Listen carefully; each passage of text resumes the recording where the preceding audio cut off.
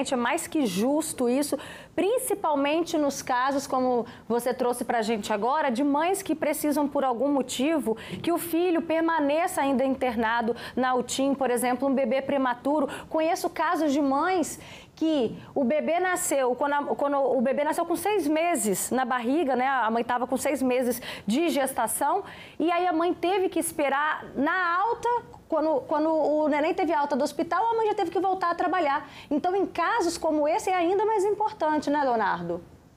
Justamente, Roberta, a decisão ela busca consolidar e os fundamentos que estão sendo utilizados, desde a liminar até os votos que já foram prolatados pelos ministros, eles justificam justamente isso, né? A questão do direito social à maternidade e não só à maternidade, né? Se trata do direito fundamental ali à infância, né? Uma preocupação que ela não se revela só à mãe, mas também à criança, ao infante, que precisa, neste momento, ter esse período garantido por lei com sua mãe e com sua família. Agora, uma dúvida, Leonardo, e para o pai, isso também vale? Roberto, é uma discussão que tem, na verdade, repercutido a partir desses votos, né, que foram prolatados ontem. Até então, a decisão e o processo, ele se revela só em relação à licença maternidade, não uma discussão ainda em relação à licença paternidade, mas provavelmente, dada essa decisão, as discussões vão começar a ser feitas, porque a regra que vale para o auxílio maternidade, principalmente no que pertine em relação ao direito à infância, ela também tem que ser revelada em relação ao pai. E o que a gente pode esperar, né? Já que já foi aprovado, ainda tem um processo ainda pela frente. Qual a expectativa? Exato, Roberta. Como já tem uma liminar deferida desde abril de 2020, a decisão ela já vem sendo aplicada, né? Ela passa a valer para todos, então, sendo perpetuado o entendimento pelo Supremo Tribunal Federal, a decisão consolidada ela passa a valer para todos, e as empresas elas passam a ter que aderir à Previdência Social, que é a garantidora desse benefício. As mães elas passam a aderir, e as mães elas precisam se atentar, né? Que não mais passa a valer a data de nascimento, a data do parto, mas sim agora o período que efetivamente a mãe vai ter alta ou o seu filho vai ter alta médica. Tá certo, Leonardo. Obrigada pela sua participação, trazendo esses esclarecimentos aí para os nossos telespectadores, principalmente para nós mulheres, né? Então fiquem atentas, viu, mulheres? Atentas aos nossos direitos. Obrigada, Leonardo. Gente, escuta só essa. Rapaz, que polêmica. O cantor Fernando Zó, que faz dupla com Sorocaba, ele não perde a oportunidade, né? Ele está sempre envolvido numa polêmica, depois aí desse namoro ioiô com a cantora Maiara, que envolveu inclusive muitas traições. O Bonito agora foi lá para as redes sociais e publicou uma lista do que a mulher precisa ter e ser para se envolver com ele. Vamos lá, olha aí as exigências dele, ó. Não pode ser muito gorda nem muito magra. Tem que ter pés pequenos.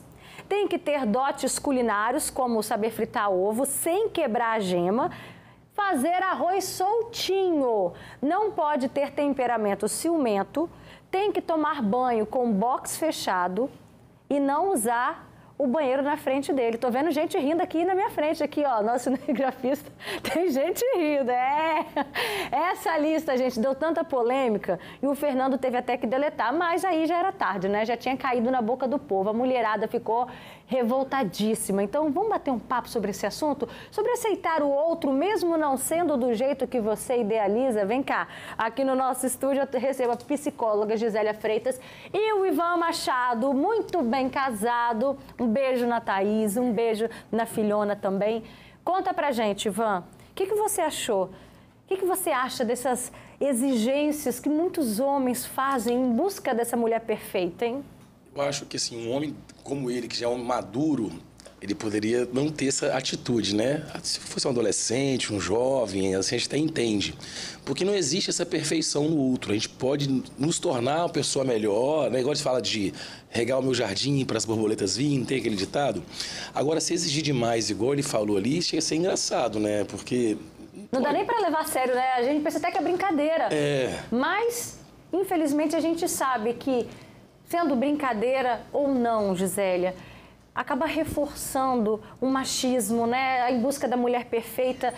Essa é uma das consequências que um post desse pode trazer? Ah, com certeza. A gente pode falar que é mimimi, que exagero, ela tá jogando indireta pra ex, né? Tá brincando. Mas se pensar que o ranking do Brasil entre os países machistas e piores para uma mulher viver ainda é altíssimo, né? Posição 80 aí de 170 no mundo, não podemos levar tão a brincadeira assim. A gente tem que cortar aí na raiz. Eu tava indo bem nessa lista, até chegar a parte do arroz soltinho. Eu também, eu fiquei ali no arroz solto. Desisti. Lá em casa tem que ser arroz parbolizado, inclusive. Como será o processo seletivo dele para a companheira? Vem cá fazer um arroz aqui em casa? Deixa eu ver se você não quebra a gema, né?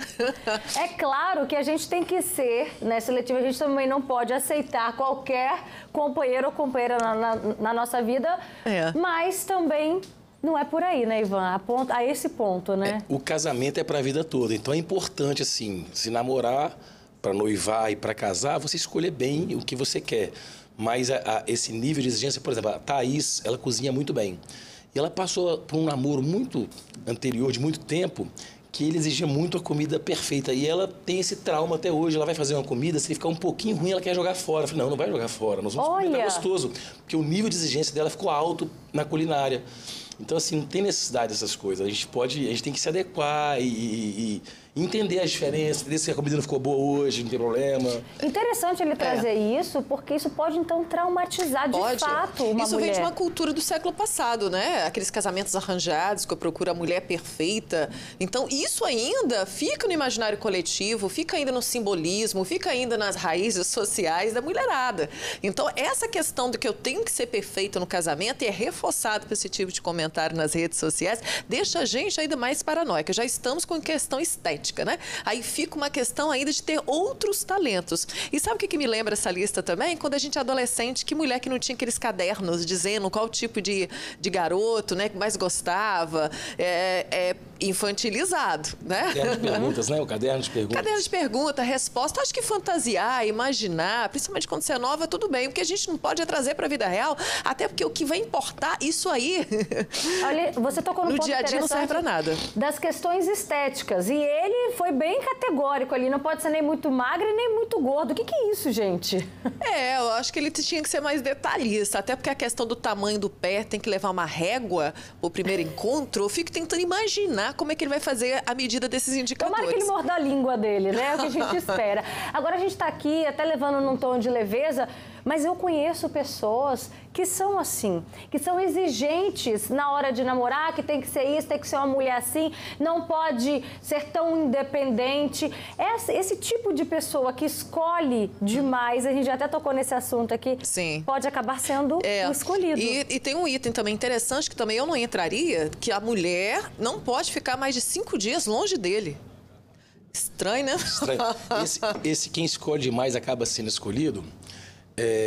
Na juventude, né, quando mais jovem, e por Vitória ser uma cidade que tem muitas mulheres bonitas e tem mais mulheres que homens, acaba que você tem mais escolha. Isso é um fato de Vitória. E eu tinha um pensamento, né, de escolher. Quando eu fui melhorando a cabeça, fui amadurecendo, e quando eu escolhi Thaís para ser minha esposa, escolhi amar ela, escolhi casar com ela, que não é aquela paixão que você vê, nossa, que pé pequenininho, nossa, que tudo aquilo que você quer, igual ele falou, que não é isso que você vê outros valores dela, né? Você vê a beleza, você vê a pessoa dela. E resolvi amar e casar com ela, é tão gostoso essa construção diária, e você vai descobrindo cada coisa no dia a dia que te surpreende no decorrer do relacionamento. É muito bom isso. E não existe a pessoa perfeita. Não existe. Ela sempre vai ter um questionamento, aquilo que talvez aos seus olhos é defeito e aos olhos dos outros não é. Não existe. E quem busca, vive atrás de algo e vivencia muito mais uma frustração, né, um problema de relacionamento do que realmente algo concretizado. O que é mais importante na questão da relação?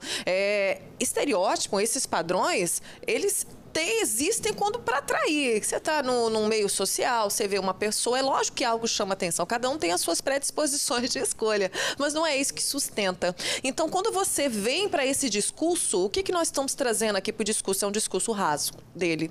É raso. Não é que a gente está sendo mimimi. É tomar cuidado com isso, porque isso frustra muito mais quem coloca a lista do que quem acha que está fora dela. Eu fico imaginando a próxima namorada dele. Nossa. O que vai passar na cabeça dela?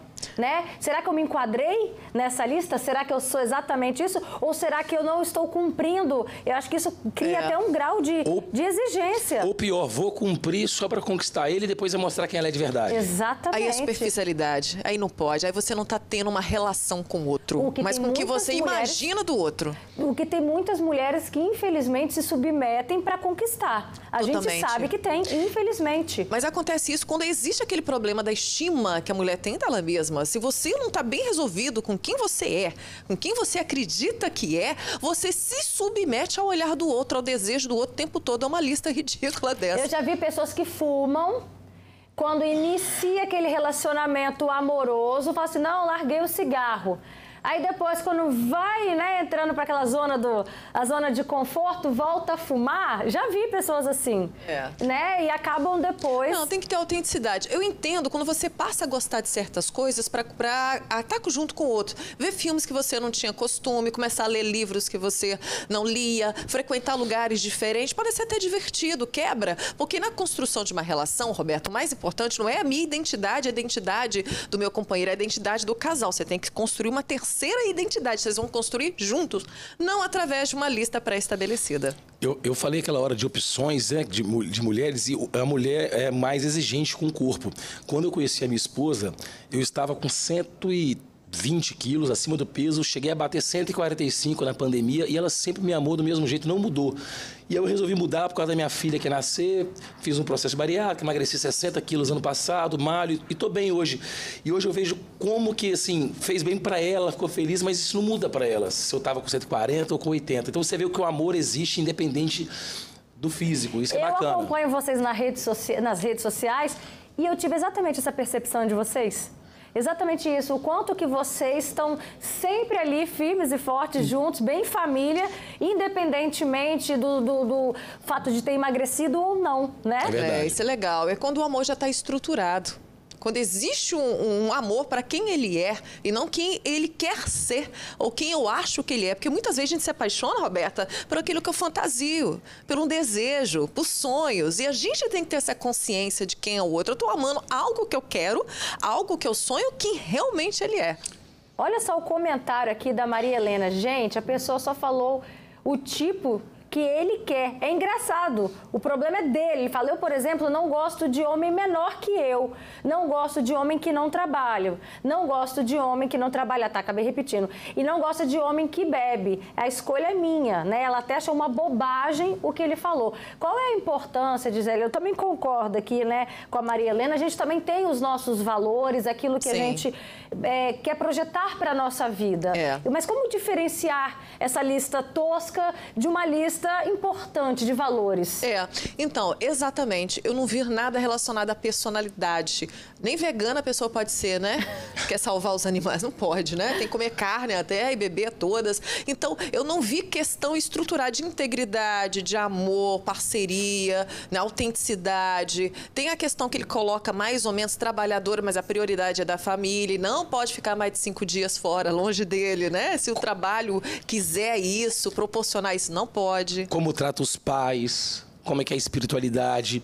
Por exemplo, quando eu conheci ela, eu tinha preferência, eu queria mulheres que fossem da igreja, família, mas eu não estava nesse momento. Eu vivia outro momento. Como é que eu vou escolher uma mulher que eu não estava vendo naquele momento? Então a gente conheceu num outro ambiente, trouxe ela para um ambiente que me agrada, e hoje a gente vive esse momento de mais espiritualizado, mais família, porque a gente escolheu estar junto. É a terceira pessoa que você falou, né? A terceira pessoa que a gente diz é o casamento. Essa estrutura. Pelo amor de Deus, não confunda a terceira pessoa com outra coisa, hein? Pois é melhor a terceira pessoa é Deus. Todo casamento tem que ter Deus no meio. Se não tiver Deus no meio, é difícil o casamento. Tem que botar Deus na relação. Já vi um post de vocês sobre isso. Um Rios, vocês até interagindo de forma mais leve e ficou bem bacana. A Marina fala, ele está se achando. Então, ele que pega e vai fazer o seu arroz, o seu ovo, que prepare. Olha, muito machista, tem que casar com uma estátua. Faz o que quiser e coloca onde quiser. Pronto, só se for assim, né? E o interessante é que a gente espera, né? Assim, acho que o Brasil inteiro só torce para isso, para que a Maiara não queira se encaixar nessa lista, né? Pois é, eu acho que, aliás, da primeira vez que eu fiz uma leitura, que ele estava fazendo uma brincadeira, jogando indireta para ela, porque ela é muito oposto de muita coisa que tá ali. Essa coisa de viajar demais, de ficar menos que 5 dias longe, de não conseguir cozinhar. Então, são coisas que saem do meio comum e vai pro artista. Mas a forma que é colocada, muitas vezes, é mal interpretada. Então, pessoas formadoras de opinião, figuras